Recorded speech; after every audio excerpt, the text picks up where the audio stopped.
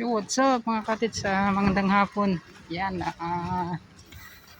dito pala tayong mga katits sa may Isla Verde. At pupunta natin mga katits itong tawag nito, itong bridge. So pupunta tayo ng R. Castillo, doon sa may Ellen Garcia hanggang sa may R. Castillo, doon sa may Barangay Duterte.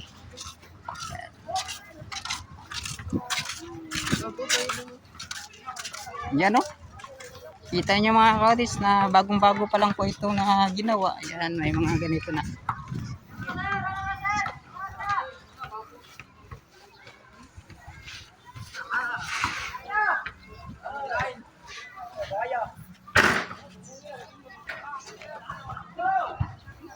Ayan, so dito na mga kaotis, parang low tide ata ngayon. Yan, shoutout dahil sa mga nagtitinda rin. Shoutout. Promise, kamera. Saging. Ayan mga kaotis, at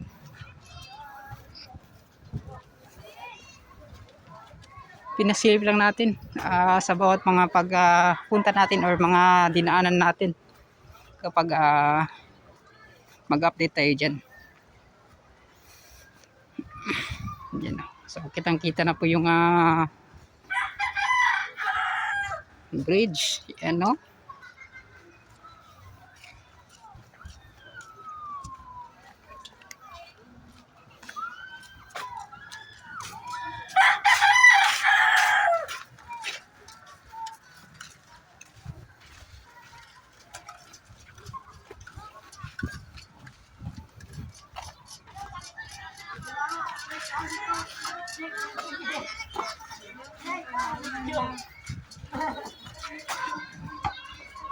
So yan mga kaotes, andyan na tayo sa tulay.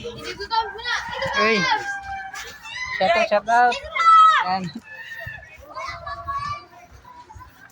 So ito na mga kaotes yung tulay.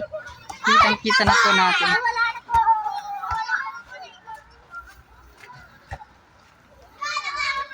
So ito nga gagawing revetment road project mga kaotes.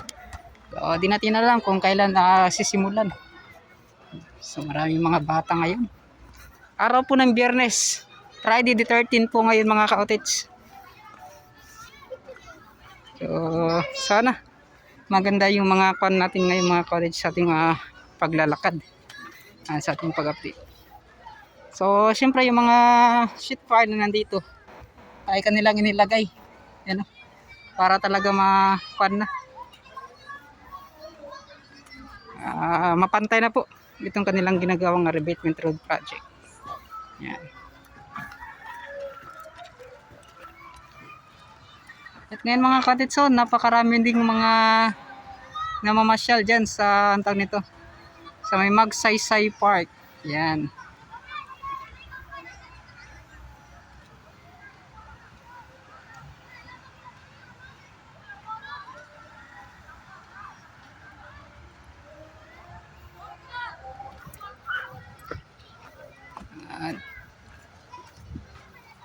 Dito naman po mga kaotis, akyat tayo.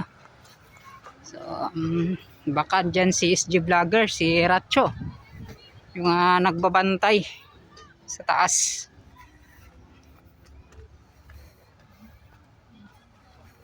So dito matagal-tagal pa itong matapos dito mga kaotis, or kanilang ayusin. Kasi yun nga po, ito lang po yung parang daanan talaga sa itong ginagawang Davao Coastal Road. Yan.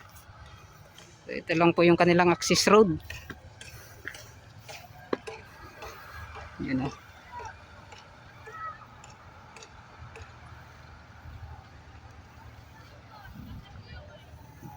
Then pansin natin mga kaotits ay lagi na pong umuulan.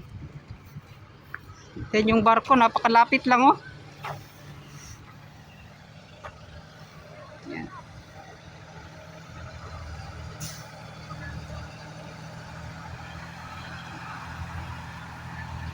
Yung mga kaotits, tingnan nyo,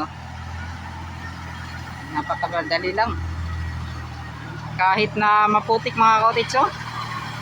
Easy lang.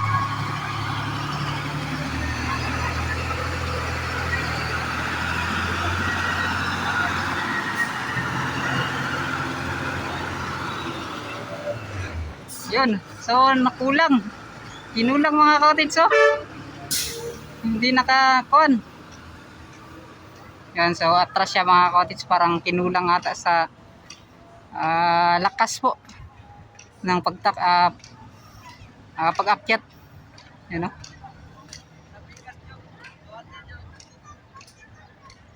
Maputi kasi mga cottage, ano? Parang di nata nila tambakan ng buhangin.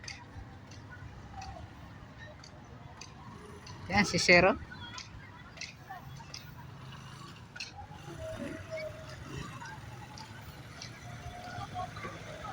Boss!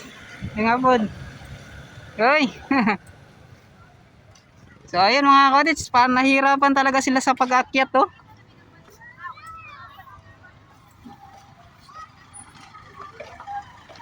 Yun, bibidyohan lang natin mga cottage. Yan. Yan, maputik kasi talaga. At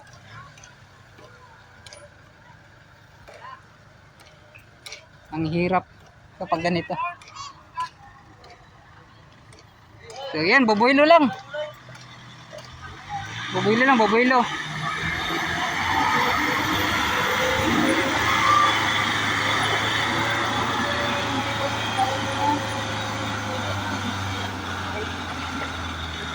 Yun, successful mga cottage. At grabe, napakahirap. Ganito po kahirap kapag yan, kita po ninyo na sobrang putik kahit nga yung motor mga cottage, so ay nahihirapan din sa pag-akyat nito dito sa taas na sa ginagawang Davao Coastal Road. So yun, at kailangan parang buwilo. Yan, at yung barko napakalapit lang dito sa ginagawang Coastal Road. Yan.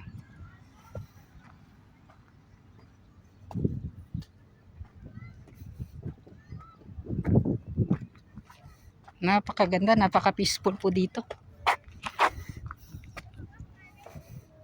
Nagpalipad kasi dito mga cottage si Denature's Adventure. Nagpalipad siya, napakaganda tingnan. Sa bala dito mga cottage, wow.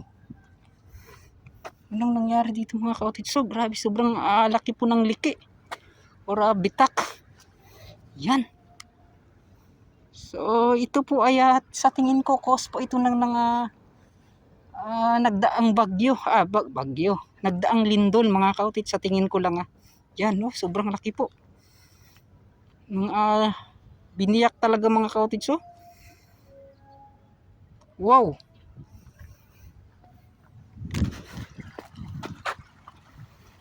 Yan, no. 100% sa lindol to mga cottage, yan. Sobrang lakas po ng lindol na hindi pa mga 2 weeks pa ata mga cottage nangyari. Yun nga mga cottage, hindi pa yung lindol na parang matagal talaga mga cottage. Yun po ay lindol na biglaan lang mga cottage. Yan. Sa Gensan tumama ay 6.7, 6.2 or 6.7 magnitude. Yan. So, lagi po tayong mag-ingat mga cottage. Yan, ibayin natin.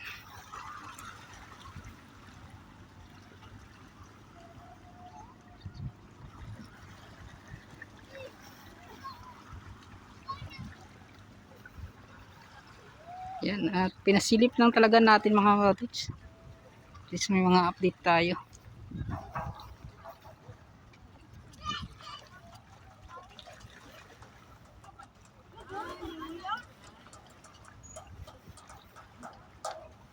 So, yan.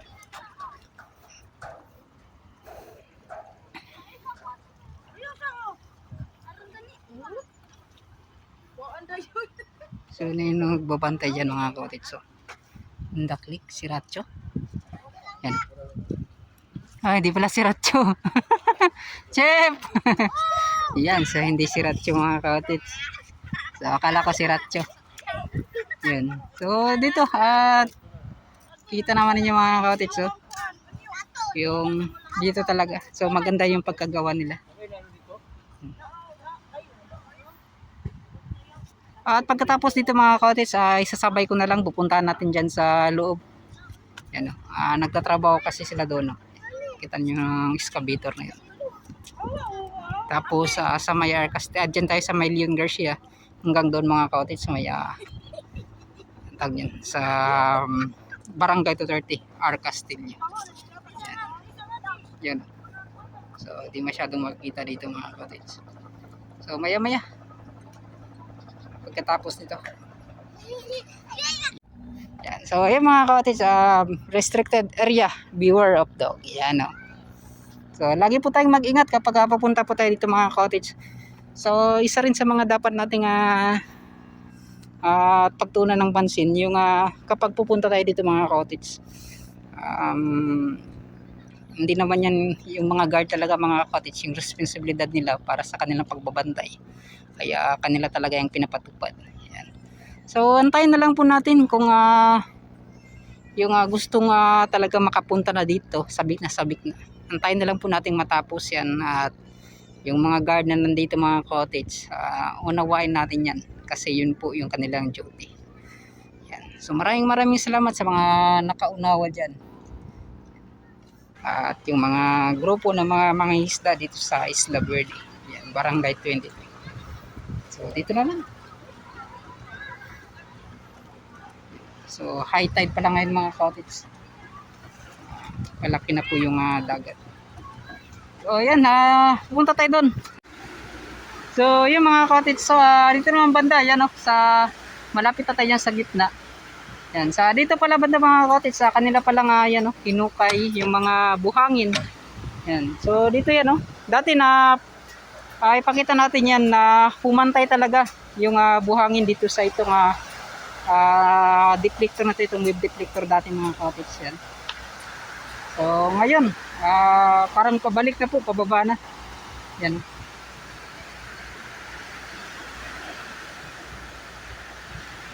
So ito at yung mga makikita natin mga cottage yan. At pupunta na doon sa loob. Yan, let's go. Yan at dito naman banda mga cottage ay kita naman ninyo mga cottage. At ganoon pa rin, talagang hindi na po nila parang tinatrabaho na sa taas. Siguro ay hintayin na lang talaga nila dyan sa Batmint Bay matatapos para po malagyan siguro ng asfalto. Yan. Yan, dito banda mga cottage yung mga kagamitan.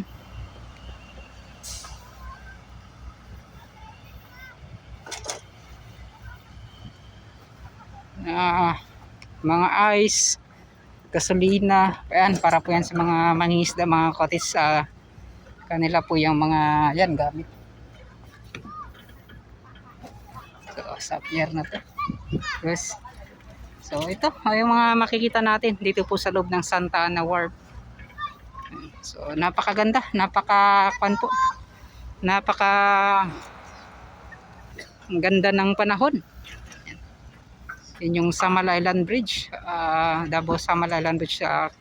Di natin alam kailan pa talaga naumpisahan yung tulay na dyan, yung gagawing tulay.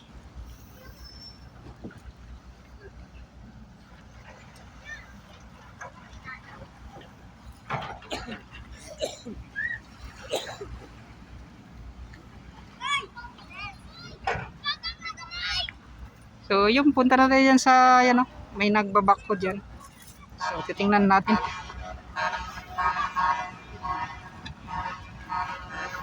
Yan So dito naman banda mga cottage, pansin po nyo, may nagbabako po dito. And then yan, tinubuan na talaga ng mga grabe. Parang tubo tayo mga cottage. Yan ba yung nakakain? Tinubuan na po ng mga sagbot.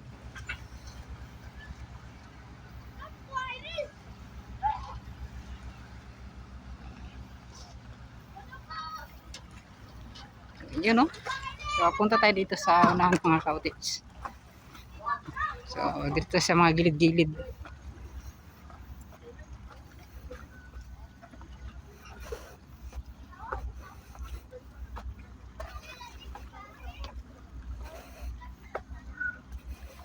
Yan, no?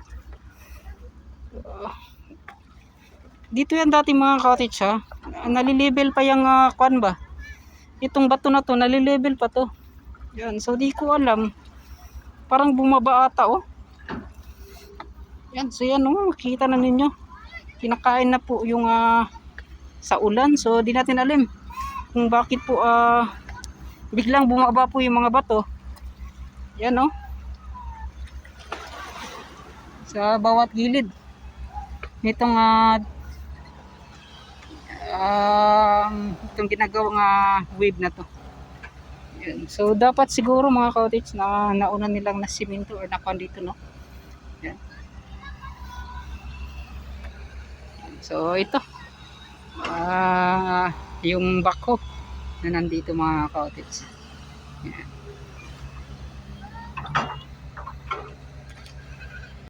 So yung mga cottage dito naman, yan, kita naman ninyo yung sa ilalim, napakarami pong mga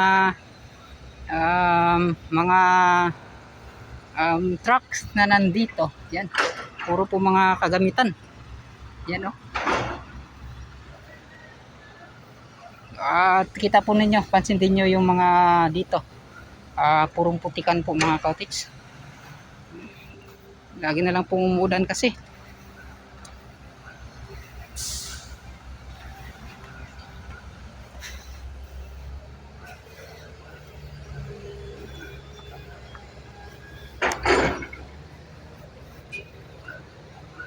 At yun, lakad-lakad lang tayo muna.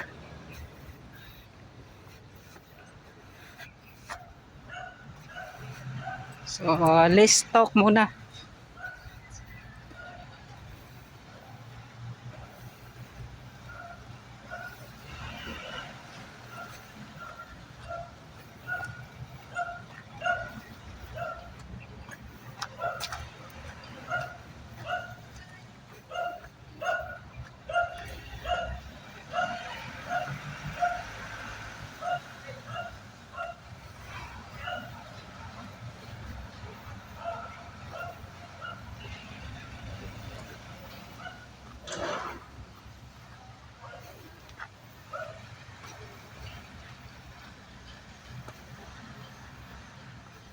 Yun, oh.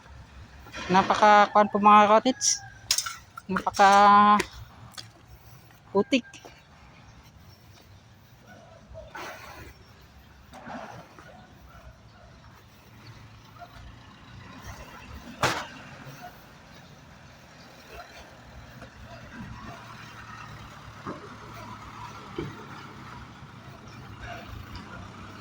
Yan. So dito na tayo sa ilalim.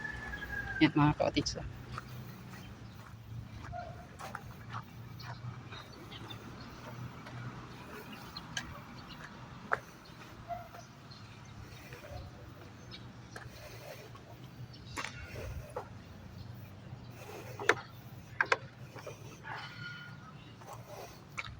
Yun.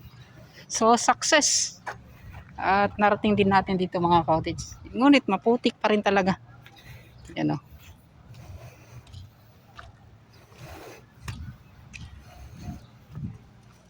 So yan mga cottage.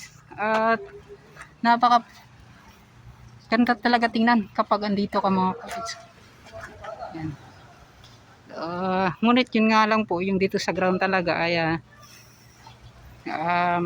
ganito, maputik talaga kapag umulan. So soon mga cottage, kapag napaganda to dito, so makikita nyo talaga yung kagandahan na sa loob ng Santa Ana Wharf. So yun, at tuloy pa rin tayo doon sa unahan. So dito mga grabe, oh, yung sapatos ko mga cottage sa sobrang putik yan.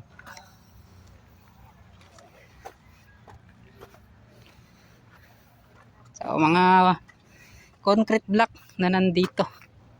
Yan, so si sir pala yun, no, nagbabantay.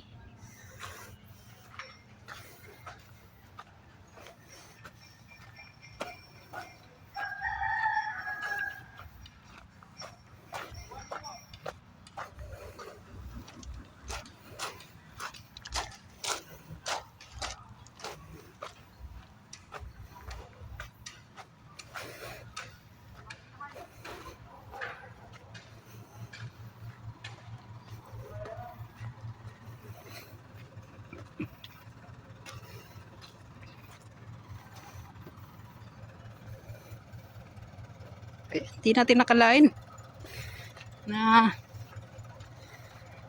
ganito yung itsura ngayon.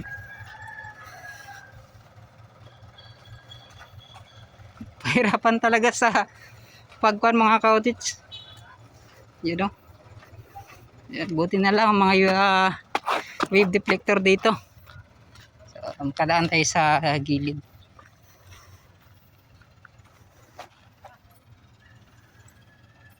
Yun.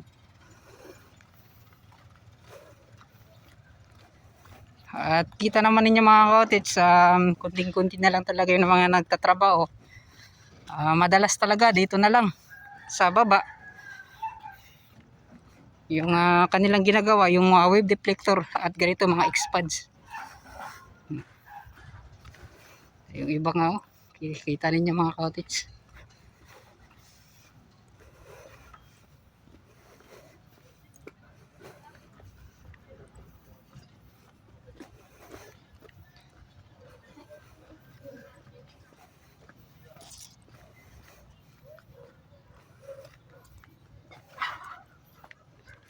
Ayan, so hanap naman tayo ng madadaanan dito. Puro putik talaga mga ka-outage. Ayan, so dito mga puting daanan. Yung hapon agir ako. Yan si ate. Wala nagtrabaho sa taas, te? Wala pa, no? Dari maragumana siguro, no? Dari siguro ang gilat, no? Oo. Site, salamat. Ayan.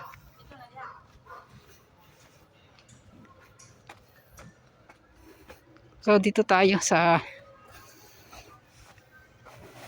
Batmint B. Yan. So ito mga cottage, oh. Sir, ang hapon.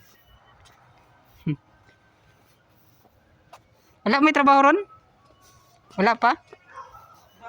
Ha? Nagkaon? So yung trabaho ninyo karon sir, dire? Dire na yung trabaho ron, dire? Dire sa kwan mo. Unsa ni siya sir? Tambakan sa pataas or ipantay ang yuta or tambakan ni juta taas. antod mapantay siya? Tapos Dili na retrap.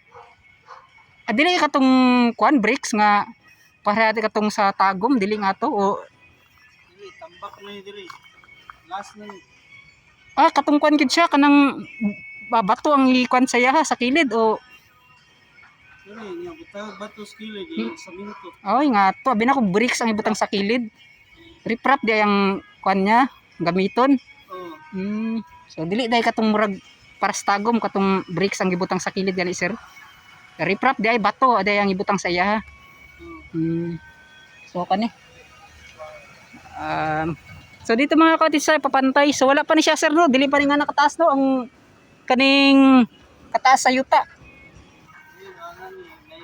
Hay no diri. So kani diri sir unsa may kwan niyo diri Open man ni siya diri Dili matabunan ni. Matabunan ni juta. So kanino. So simintuhan na siguro kanang buhusan sa kilid. Ano no? Sa ating pangalan ni mo balik sir? Mariel.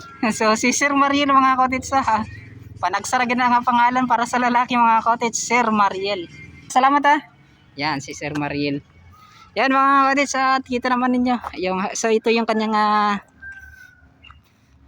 ina-operate mga cottage. Operator kasi siya ng crane. Yan So maraming business na natin siyang na-interview. Yan. So ngayon nagkita kami muli. So tinanong ko na lang mga cottage itong kanilang mga ginagawa, at least may mga idea or mga update tayo. Yan. And then dito pala banda mga cottage parang mali ata yung mga unang na-update natin. So sa first kasi mga cottage yung nagtanong tayo kung ano po yung gagawin nila dito sa gilid. Yung sinabi kasi dati na papailan po yan ng bricks yan sa bawat gilid. Yan. So yan, shoutout tayo kay Sir. Yan, shoutout. Yan. So, from pa din from Mac Builders Company, yan Yan. So, dito ba mga ka-cottage? So, tinanong ko ngayon mga ka-cottage na papailan daw to. So, riprap daw yung gagamitin nila. So, bato daw yung gagamitin. So, akala ko yung bricks talaga. Yan. Kasi yung nauna talaga natin interview, ulit ko. Yun kayong kanyang sinabi. Bricks yung gagamitin. Din dito, yan, kulang pa to yun yung tambak mga ka-cottage ha. Hanggang doon po yan, magpapantay, magli-level po yan mga ka-cottage. Yan. Dito banda po. So, purong tambak po yan. So, yun. Ganun pala yung proseso po ng kanilang paggawa po para po sa pababa or po itong palanding area na po. Yan. Sa pagtagpo nitong Davao Coastal Road, itong ginagawang flyover. Ngunit ngayon ay wala tayong mga nakitang pagbabago. At ganun pa rin. Yan. Yung kanilang itinambak. So, siguro. So, nandun daw sila sa Biyaw, Katalunan. Grande Ben or Catalinan Pequeño, yung Biyaw. Yan mga cottage. Doon po daw may ginagawa silang tulay. Yan, so, sobrang dami pala ng proyekto talaga dito sa Davao City mga cottage. So, siguro hanggang dito na lang. Sana po ay naawaan ninyo or naintindihan nyo yung mga pag-update natin. Yan, so maraming salamat pala sa lahat po ng mga nakatutok, nakasubaybay. Yan, mag-next vlog po tayo, next update tayo dyan sa may Leon Garcia. Yan, so hanggang yan sa dulo, dyan sa may Barpa, and then maglalas tayo mga cottage doon sa may Barangay Duterte, R. Castillo Senior. So hanggang dito na lang, papaalam na po ako. Yan, bye na.